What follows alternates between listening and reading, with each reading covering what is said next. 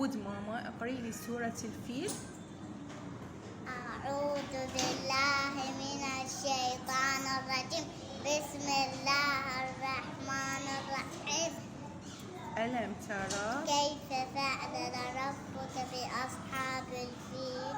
ألم يجعل كيدهم في تضليل وأرسل عليهم طير أبابيل ترميهم بحجارة من سجيل فجعلهم كعصف مأكول. صدق الله العلي العظيم. أحسنتي ماما، بارك الله بيك حبيبي. ماما سولفي لي قصة أصحاب الفيل،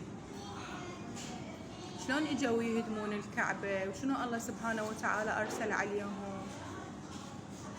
يعني الله يدبهم بالنار. نعم. يذب منو؟ يدب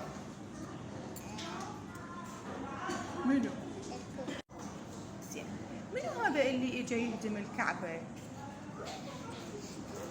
الرجل الشرير. كل زين، الرجل الشرير اجى يهدم الكعبة.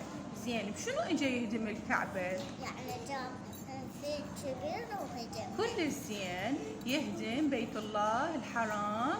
وين؟ السعودية. بالسعودية، بيت الله الحرام. أحسنتي.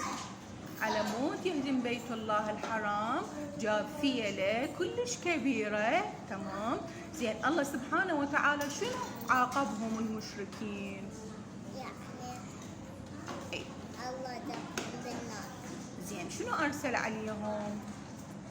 يعني هاي الطير. كل زين، هذا الطير شنو اسمه؟ طير الأبابيل. أحسنتي ماما، طير أبابيل. زين، وأرسل عليهم طيرا أبابيل. زين، هذا الطير شنو يحمل برجليناته؟ يعني يجيب حجارة من النار ويجيبها على الكفار. أحسنتي، يحمل برجليناته حجارة من النار. هاي الحجارة على منو حيرميها؟ على الكفار. حيرميها على الكفار، وراح شو يصير بيهم؟ يموتون. راح يموتون. أحسنتي ماما، بارك الله بيك يا وردة.